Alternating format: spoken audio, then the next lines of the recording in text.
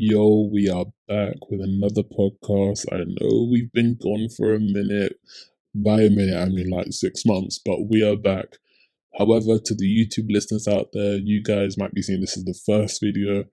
We've got bigger budgets. We've come back for season 2 of a Perfect Political Storm podcast. We're going to be covering the 2020 US election cycle. At first, we were doing a lot about the Democratic primary. We had loads of candidates. It was a mess. There was loads of people, loads of talking, loads of arguments. But it was really fun to document how people did within once election started, Super Tuesday, etc., etc. That was really interesting to see and to document. But then coronavirus hit, and I'm not gonna lie, I'm not gonna be the one to get depressed. Coronavirus was on news every single day. And the first 2 weeks of coronavirus, I was really in it, but I was like, you know what? No. Remember when people said that this virus was only going to last till summer and that summer was going to kill the heat off? Oh, Jesus. But yeah, we're still here. And the problem with corona is it's definitely dampened my enthusiasm for the election cycle. Like following it has been so hard because a lot of the stuff has been linked to coronavirus. So now we're back, the election is in 1 month, it's really soon, and the debate between the vice presidents are coming up. Our current vice president, Mike Pence, versus the senator for California, Kamala Harris. We've just had the, before we go into the video actually, I need you guys to like, comment and subscribe.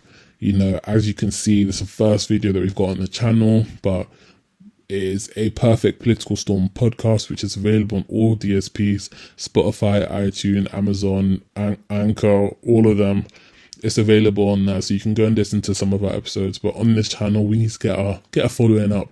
So comment if you like the video, if you thought anything I was maybe, you disagreed with what I was saying, like as well, and make sure you subscribe and click the notification button. So let's get in. We've just had the Donald Trump and Joe Biden debate last week, which usually I'm pumped for debates, but there was something in the air before that I was just like, this is just not I'm just not excited. Maybe because I had stuff to do, I had a lot of stuff to do then, so I wasn't going to stay up. But even when I wanted to watch it backwards, I was like, what is going on? No one can speak. Even then, I'm not even one of them people who are like, oh yeah, everything Trump says is bad. If he has something to say and it's funny, or it's it makes a point, or it comes across some sort of way which will get traction on social media, I'll be it. Trump was just interrupting him, it wasn't working. Joe Biden, look, I'm sorry, he could barely even get one sentence properly through. He could, making his point just felt so hard. So it was just uninterested in both of those aspects. I couldn't even get through it. But I'm sure Trump probably thought that he won that. And if any Democrats are saying Joe Biden won, that they need to have a reality check as well. It was just a mess. But I was thinking to myself, why was it so weird? What is it about it that just didn't go together? But I'm thinking in 2016, it was the historical candidate, which is Hillary Clinton, the first woman to be nominated by a major party to be president. So obviously that dynamic between, you've seen men and men, a different dynamic of a woman and a man is different. Then you have Donald Trump, who was a new entity. He was a fresh face. He was crazy, but people had never seen this before. So everything he did was a spectacle regardless. So you had two candidates who people just couldn't stop watching anyways. And people, they were polarizing figures to both for different kind of reasons. So it was interesting to see them both come together, because it's interesting when you see people campaigning, they're all on their separate, doing their separate thing, going on their tours, their campaigns, their rallies. But then when you see them come together, it just feels a bit different. But so I was thinking that's probably why it was way more interesting. I'm not gonna lie, the SNL skits were really good as well. They were funny. I can remember each one of them, and that was 4 whole years ago. The SNL skit that we had now was Jim Carrey did his thing because he's a good actor, but other than that, there's nothing really memorable that I can think of. And maybe because obviously it was SNL's first night back as well, it was kind of I would have thought it would be even better, but it just felt missing. It just didn't feel right. But yeah, so that was a really poor debate. So we're hoping that this one between Kamala Harris and Mike Pence will be different. But I guess it's probably right to ask, what are we expecting it? Like, what is going to happen?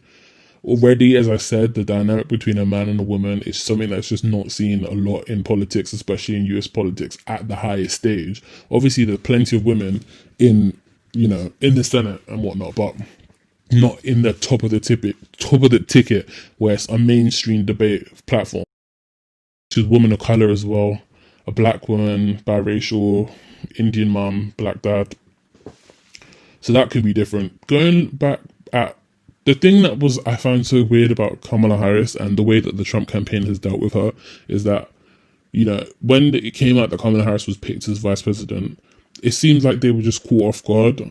Not even caught off guard, but they didn't really prepare any tax for her. So all their tax that they prepared, like they tweeted out and whatnot, were just all stuff that people have already gone at her for, if that makes sense. Like the weed thing, the prosecutions thing. But even then, that wouldn't even play against the Republicans' base. A lot of this stuff is kind of what happened in the primary. So in a way, she's like a tested candidate because she's already gone through the vetting in the primary as she ran for president, which is probably a good reason why they brought her instead of bringing somebody else who was just a known political figure who hasn't gone through the trials and tribulations of a campaign. At least she's gone through it already. So it'll be interesting to see what type of things what type of things they'll try and get for her. But, she performed well in the debates. I'm guessing she's going to do her homework and try and get some stuff. I can tell she's kind of cognizant because she's quite younger. She's cognizant of social media and all of that comes with it. So I won't be surprised if she has a couple of lines, but she's good at that sometimes. Sometimes she can be good at that. With Mike Pence, I'm just not really sure about him. Like, I don't really see him speaking at all. I feel like every time I see him, he's just staring at something. Like, he's just there, like an action man, just standing there. I don't really see him speaking a lot. So I don't really know what his characteristics is like. Obviously, he's working under President Trump, but he doesn't really seem like that type of person to go out. I think he will try, but it just won't land. I just don't think his brand won't really fit with the Trump type of brand of landing any punches on Kamala Harris. I don't think it will work, but we'll see what will happen. I know that he's quite, he has very strong views and he's like conservative and like one of them even evangelicals. But other than that, what can you go on? Like, I feel like his stature, the way he looks physically, is meant to like exude power, confidence, competence. That's literally like everything that this administration is not. Like when you have Trump and every 5 seconds is a crisis, how it's going to look even weird that if she brings up all this stuff and he's going to have to defend it. I even feel bad for him if he's going to have to defend that stuff. But I'm sure he'll try and put out the stuff about, oh, he was just socialists, Medicare for all, like all the type of scaremongering type of stories. If he brings up the marijuana thing, I'll be very interested, even though it's not a big deal, but I'll just be very interested if he does. So it'll just be interesting on how it will come. I think Kamala should be able to win this, but then again, the interest levels in this debate, I feel like it's going to be so low just because of coronavirus and everything that's going on, news in general. Interest is kind of low, so I don't really think people will be like, who won.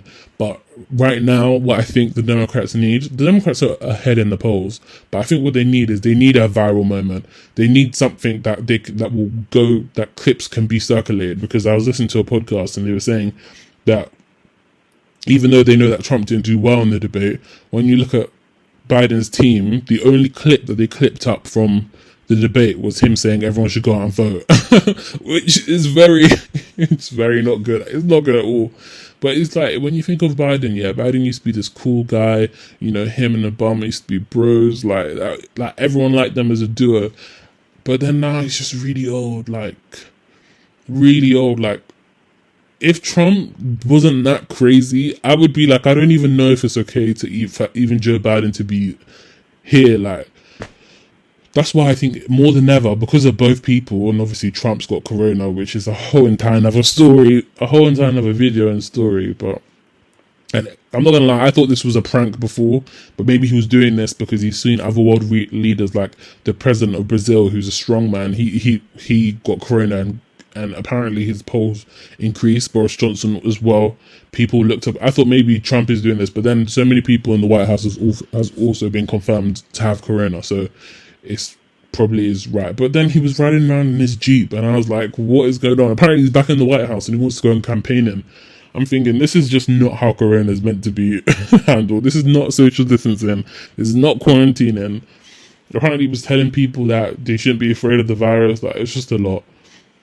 But regardless, I think the role for the vice presidents is going to be greater than ever it has been before. I reckon they might even do another vice presidential debate, depending on how this one goes.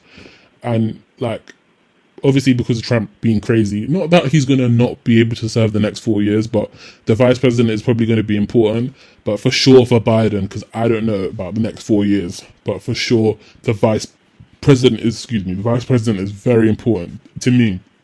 And how they work as a team. But yeah, I think it'll be very interesting to see what happens. And you guys should stay tuned, because I will make another video after to discuss what I thought happened, like how I think this will play, if it will affect anything during the election. If anything can be affected, I thought so many things feel so baked in. I don't even know if anything can be affected. But we will discuss that in the next video. Follow us on social media. I don't have Instagram for this Twitter account, because Instagram for this political account, because I feel like Instagram just doesn't really work for political accounts. So we have a Twitter, A Perfect Political Storm. I was tweeting during some of the debates in the Democratic primary, and I'll be tweeting throughout this debate as well.